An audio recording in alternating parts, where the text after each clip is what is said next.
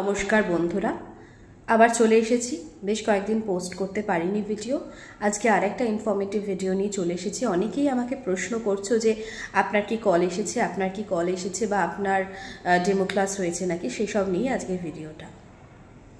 তো প্রথমেই বলি, হ্যাঁ আমার কল এসেছিল এবং গত কদিন আগে আমার কল এসেছে এবং তারপরে আমি আমার যে পার্টিকুলার স্কুল যেই প্রেফারেন্স আমি দিয়েছিলাম তার মধ্যে একটি স্কুল থেকে আমাকে ডাক এসেছে আমার, এবং সেই স্কুলে আমাকে যেতে হয়েছিল।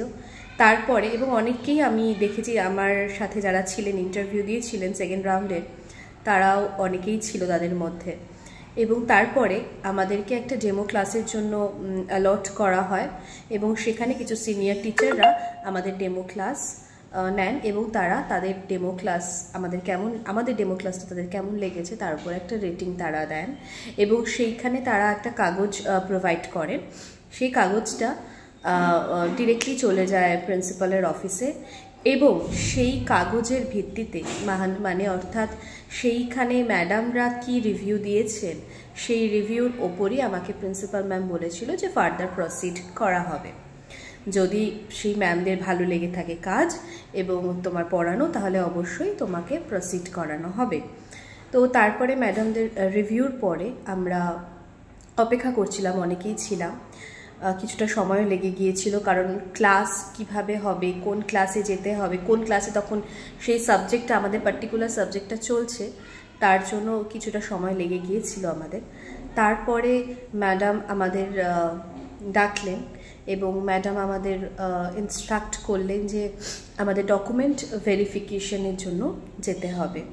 এবং ডকুমেন্ট ভেরিফিকেশন যেটা হয়েছে সেটা অলমোস্ট 30 মিনিটস ধরে হয়েছে। প্রত্যেকটা ডকুমেন্ট ধরে ধরে ওনারা চেক করেছেন, ক্লিয়ারলি চেক করেছেন এবং প্রত্যেকটা ডকুমেন্টসের অরিজিনাল এবং জেরক্স কপি এবং সাথে এক কপি ফটো এবং সবগুলোতে সেলফ অ্যাটাস্টেড করানো হয়েছিল।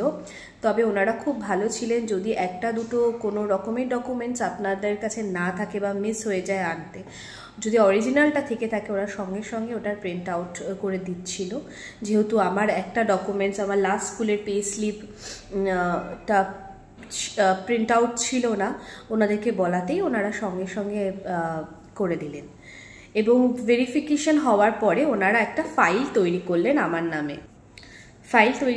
আমার নামে এবং সেই ফাইলটা চলে গেল HR বা রিসেপশনে যে ম্যাম বসেন তার কাছে। এবং তারপরে তার কিছুক্ষণ পরে আমাকে আবার প্রিন্সিপাল ম্যাম ডাকলেন এবং প্রিন্সিপাল ম্যাম ফার্দার যে কমিউনিকেশনগুলো, যে আমি কবে জয়েন করতে পারবো বা আর কোনো প্রসিডিওর আছে কি না বা কোন কোন ক্লাস নিতে পারবো, এইসব কোয়েশ্চেন করলেন এবং আমি তারপরের দিন থেকেই জয়েন করেছি ওই স্কুলে। এই হচ্ছে আপডেট। তোমাদের সবার একটা প্রশ্ন ছিল যে আমার এখনো কল আসেনি, আমার এই সাবজেক্টের কি কোনো স্কুল থেকে কল এসেছে? দেখো, এই প্রশ্নটা আমারও মাথায় ছিল এবং এই প্রশ্নটা নিয়ে আমিও খুব কিউরিয়াস ছিলাম যে আমার কি কল আসবে। তো সেই জন্য আমি কি করেছিলাম, যে দুটো প্রেফারেন্সেস আমি দিয়েছিলাম যে দুটো স্কুলে, সেই দুটো স্কুলেই আমি ওদের গুগল থেকে সার্চ করে ফোন নাম্বার আমি দিয়ে ওদেরকে ফোন করেছিলাম এবং ফোন করার পরে ওরা খুব ভালো ব্যবহার করেছিল। কারণ ওরাও জানে যে যারা ক্যান্ডিডেট তারাও অপেক্ষা করে বসে আছে যে রেজাল্ট কবে বেরোবে বা আমাদের কল আসবে কিনা।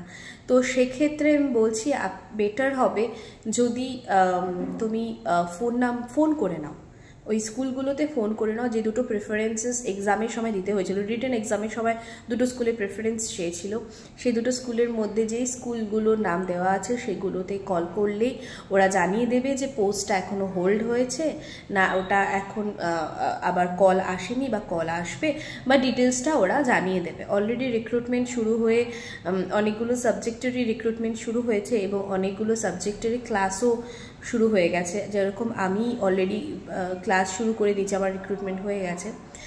এবং রিক্রুটমেন্টের পরের কি অভিজ্ঞতা, জয়েনিংয়ের পরে কি অভিজ্ঞতা, সে ভিডিও আসতে চলেছে খুব শীঘ্রই। Thank you.